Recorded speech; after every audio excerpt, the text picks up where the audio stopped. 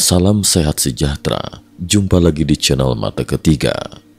Hari ini, kita akan menelusuri beragam peta kuno yang bukan hanya indah secara estetika, melainkan juga mengusik cara pandang arus utama tentang sejarah umat manusia. Beberapa peta ini memuat informasi mengejutkan, terutama mengenai benua Antartika dan wilayah-wilayah lain yang konon pernah bebas es dan mungkin dihuni peradaban maju pada masa lampau. Keberadaan peta-peta semacam ini memancing diskusi seru di kalangan akademisi, termasuk di antaranya seorang profesor Amerika lulusan Harvard, Charles Hapgood, hingga fisikawan ternama Albert Einstein yang tertarik menuliskan kata pengantar untuk salah satu buku Hapgood.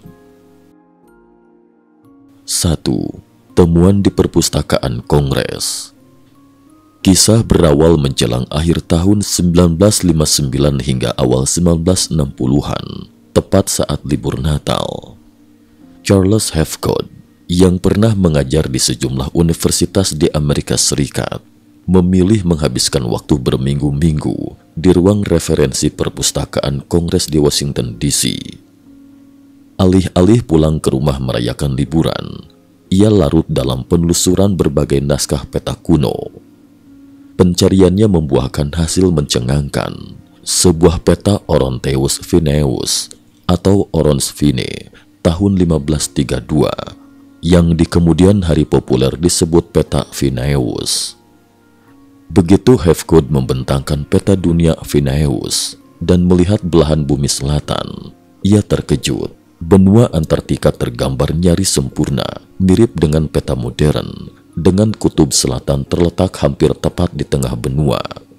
Lebih lanjut, garis pantai, gugusan pegunungan, hingga sungai-sungai yang mengalir ke laut, termasuk detail di peta itu, seolah menggambarkan Antartika di masa ketika garis pantainya belum diselimuti es.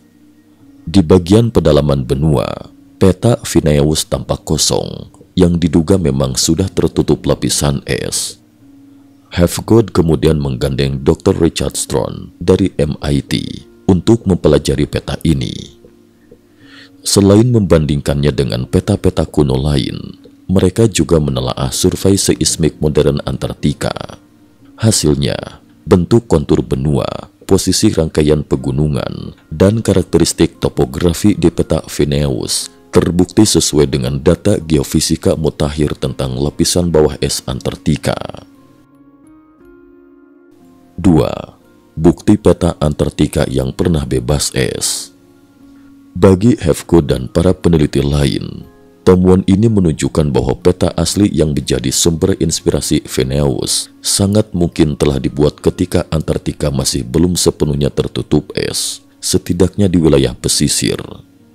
Dalam laporannya, Hapgood menyebut beberapa poin krusial. 1.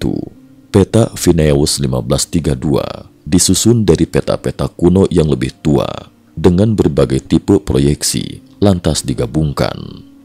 2. Garis pantai Antartika di wilayah Queenmouth Land, Enderby Land, Wilkes Land, Victoria Land, dan Marybird Land digambarkan terbebas dari salju dan es. 3. Kontur daratan dan topografi yang tampak di peta sama dengan hasil survei seismik modern tentang kondisi bawah es Antartika. Fakta bahwa penampakan Antartika dalam peta ini menampilkan area bebas es memunculkan hipotesis mengejutkan. Sebagian wilayah benua tersebut pernah dihuni atau minimal dikunjungi peradaban kuno. Terlebih, peta ini dibuat pada 1532, sementara penemuan resmi Antartika oleh manusia modern baru terjadi pada 1820 oleh ekspedisi Rusia yang dipimpin Fabian Gottlieb von Bellingshausen dan Mikhail Lazarev. Itu pun saat ditemukannya, Antartika tidak dipetakan secara detail, melainkan hanya terlihat sebagai benua bersalju. Tentu saja, teknologi pemetaan di abad ke-16 belum memungkinkan seseorang untuk membuat peta seakurat itu hanya dengan dugaan. Lantas, dari mana Phineus mendapatkan sumber aslinya? 3. Penelitian di Laut Ross dan bukti geologis. Misteri kian mendalam ketika menelaah bagian Laut Ross pada peta Phineus yang digambarkan memiliki muara sungai dan kawasan teluk luas. Saat ini, seluruh pesisir dan daratan di sekitar Laut Ross tertutup lapisan es hingga 1.600 meter. Jika peta kuno yang menjadi sumber Phineus memang memuat detail tersebut, artinya pada masa itu, Antartika belum dilapisi es tebal. Pada 1949, Laksamana Richard E. Byrd memimpin tim ekspedisi Amerika Serikat ke Antartika. Mereka melakukan pengeboran di dasar Laut Ross untuk meneliti sampel sedimen. Ketika dianalisis oleh para peneliti di Carnegie Institution Washington, ditemukan beberapa lapisan sedimen halus yang hanya bisa terbentuk di lingkungan sungai beriklim hangat. Tim peneliti memanfaatkan 3 jenis isotop radioaktif dalam air laut, sering disebut metode penanggalan I, dan menetapkan bahwa sedimen tersebut berasal dari sekitar 6.000 tahun yang lalu, periode di mana wilayah Laut Ross tampaknya belum diselimuti es tebal, sehingga sungai-sungai besar masih mengalir di sana. Penemuan ini mendukung hipotesis Hafgood.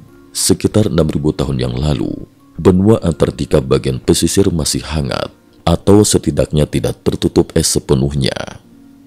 Jika kita mengikuti logika lebih jauh, peta kuno yang menjadi rujukan Phineus kemungkinan dibuat pada masa itu, atau bahkan lebih awal, oleh suatu peradaban yang telah mampu berlayar ke ujung selatan planet kita dan melakukan pemetaan.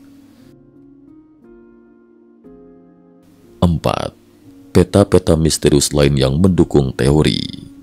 Selain peta Phineus, ada beberapa peta kuno lain yang tak kalah mengejutkan. Pasal 4 ayat 1, peta Piri Reis 1513. Peta ini digambar oleh Piri Reis, seorang laksamana sekaligus ahli kartografi Kesultanan Utsmaniyah, Ottoman, pada tahun 1513. Ditemukan kembali pada 1929 di Topkapi Palace Istanbul. Peta tersebut memuat garis pantai Amerika Selatan yang sangat akurat, serta diduga menampilkan bagian dari benua Antartika. Seperti halnya peta Phineus, peta Piri Reis juga disebut-sebut disusun berdasarkan sejumlah peta kuno yang lebih tua, mungkin peninggalan peradaban Yunani kuno, Mesir, atau sumber misterius lainnya. Pasal 4 ayat 2, peta Ahmed abad ke-16. Menurut Hafgood, ada pula seorang ahli kartografi Turki abad ke-16 bernama Ahmed yang membuat peta dengan detail mengejutkan. Salah satu elemen kuncinya adalah daratan penghubung antara Alaska dan Siberia. Para geografer modern menamakannya jembatan darat bering, yang menurut kajian geologi memang kemungkinan besar ada pada masa zaman es terakhir, sekitar 20.000 hingga 11.000 tahun lalu, sebelum permukaan laut naik dan menenggelamkannya.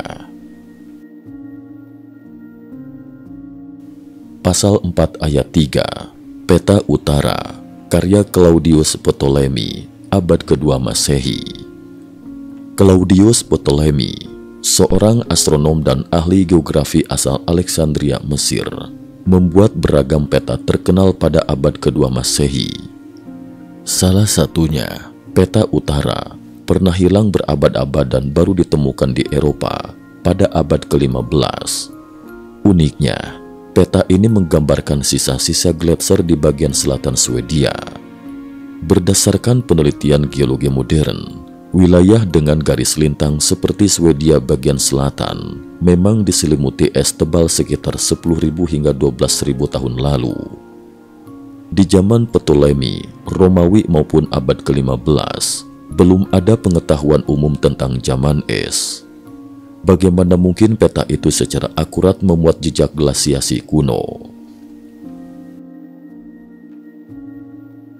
Pasal 4 ayat 4, peta Nautical Card, Yehudi Ibn Benzara, 1847. Meski terlihat lebih muda, peta buatan Yehudi Ibn Benzara pada 1847 ini diduga menyalin sumber jauh lebih kuno. Ia menggambarkan Eropa dan Afrika Utara dengan posisi gletser yang berada sangat jauh di selatan Swedia, mendekati garis lintang Inggris saat ini. Selain itu, pada bagian Laut Tengah, Laut Adriatik, hingga Laut Aegea, terlihat lebih banyak pulau dan garis pantai yang memanjang. Fenomena ini sejalan dengan hipotesis bahwa permukaan laut masa prasejarah jauh lebih rendah karena sebagian besar air terperangkap dalam bentuk es di kutub utara dan selatan. Dengan mencairnya es pada akhir zaman es, banyak daratan pun tenggelam, sehingga peta masa kini tidak lagi sama dengan versi kuno tersebut. 5. Teka-teki dua garis waktu, 6.000 dan 12.000 tahun lalu. Menariknya, mayoritas peta kuno yang menimbulkan tanda tanya ini umumnya mengacu pada dua rentang waktu. 1. Sekitar 6.000 tahun lalu, saat sebagian wilayah pesisir Antartika diduga masih bebas es. 2. Sekitar 12.000 tahun lalu, yang kerap dikaitkan dengan akhir zaman es terakhir, banjir besar dan legenda Atlantis. Charles Hapgood dalam bukunya Maps of the Ancient Sea Kings 1966 mengemukakan bahwa peradaban maju bisa saja telah ada jauh sebelum yang tercatat dalam buku-buku sejarah resmi. Banjir besar dan hilangnya peradaban Atlantis sekitar 11.600 tahun lalu, menurut banyak versi legenda, kerap disebut-sebut dalam konteks ini. Jika Atlantis memang memiliki teknologi maritim dan pemetaan yang lebih maju daripada kita bayangkan, maka membuat peta global bukan hal mustahil bagi mereka. Sementara itu, 6.000 tahun lalu memunculkan asosiasi dengan peradaban Sumeria di Mesopotamia, wilayah Irak modern. Dalam legenda Sumeria, terdapat kisah tentang Anunnaki dari planet Nibiru yang konon datang ke bumi, melakukan observasi serta pemetaan. Jika kisah ini diambil sebagai satu kemungkinan, maka masuk akal jika peta Antartika dalam kondisi bebas es pada 6.000 tahun lalu dapat dibuat oleh mereka atau peradaban manusia yang menerima pengetahuan dari mereka. 6. Dukungan ilmiah dan kritik. Tentu saja, teori ini tidak luput dari kritik. Para sejarawan dan arkeolog arus utama berpendapat, metode penanggalan peta kuno sulit diverifikasi. Kebanyakan naskah peta tidak mencantumkan sumber, tanggal, atau metode pembuatan yang jelas. Kemungkinan salah interpretasi proyeksi. Beberapa pihak berargumen bahwa bentuk daratan di peta mungkin dimaksudkan untuk mewakili benua lain atau hanya tebakan artis yang kebetulan mirip. Perubahan permukaan laut dan aktivitas geologis bisa sangat rumit. Tanpa data penunjang cukup, sulit menyimpulkan bahwa satu wilayah peta benar-benar menggambarkan Antartika bebas es. Meski begitu, studi geologi modern yang dilakukan di Laut Ross, terutama pengeboran sedimen oleh tim Richard Byrd, memberikan bukti kuat bahwa bagian pesisir Antartika tidak selalu berselimut es dalam 10.000 tahun terakhir. Hal ini setidaknya mendukung klaim bahwa pernah ada periode hangat yang memungkinkan eksplorasi manusia. 7. Menyentuh sebagian kebenaran dunia. Semua fakta ini memberi kita pelajaran berharga. Sejarah bumi mungkin jauh lebih kompleks dari yang diajarkan di bangku sekolah. Peta-peta seperti peta Phineus, Piri Reis, dan lain-lain menjadi semacam jendela bagi kemungkinan-kemungkinan yang belum terjawab. Apakah peradaban kuno itu Atlantis, Sumeria, atau entitas lain seperti Anunnaki?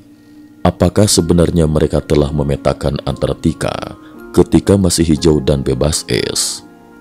Pertanyaan-pertanyaan inilah yang membuat para peneliti, penggemar sejarah alternatif, dan bahkan penikmat misteri terus mencari petunjuk-petunjuk tambahan.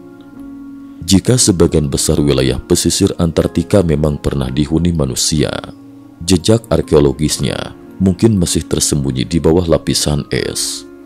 Mengungkapnya tentu butuh riset panjang dan teknologi canggih seperti radar penembus es, ice penetrating radar, atau pengeboran terfokus di wilayah yang dicurigai menyimpan situs kuno. Seiring berkembangnya ilmu iklim, geologi, dan arkeologi bawah es, bukan tak mungkin suatu saat nanti kita akan menemukan bukti konkret peradaban misterius di benua Antartika. 8. Kesimpulan, legenda, sains, dan masa depan penelitian. Pada akhirnya, peta-peta kuno ini menantang kita untuk membuka pikiran pada kemungkinan bahwa nenek moyang manusia atau peradaban lain yang jauh lebih maju pernah meninggalkan jejak di setiap sudut planet kita, termasuk di Antartika. Bahkan, beberapa legenda kuno menyebut Antartika sebagai benua hilang yang menyimpan sisa-sisa peradaban hebat. Bagi sebagian orang, hal semacam ini mungkin dianggap fantasi. Namun bagi yang lain, justru menjadi pemicu untuk semakin giat meneliti dan mengeksplorasi wilayah-wilayah terpencil bumi. Bagaimana pendapat kalian? Apakah peta-peta ini benar menggambarkan Antartika di era bebas es, dihuni manusia atau makhluk lain yang maju teknologinya? Ataukah ini sekadar kebetulan dan salah tafsir? Misteri ini masih bergulir hingga sekarang. Tetapi satu hal pasti, penemuan peta-peta kuno semacam ini membuat kita sadar bahwa sejarah bumi sebagaimana kita pahami bisa jadi baru secuil dari kebenaran yang sebenarnya. Mungkin ada banyak cerita besar yang menanti kita bongkar, cerita yang bisa membuat kita memandang dunia dan peradaban manusia dengan cara yang benar-benar baru. Cukup sekian dulu, terima kasih atas perhatiannya.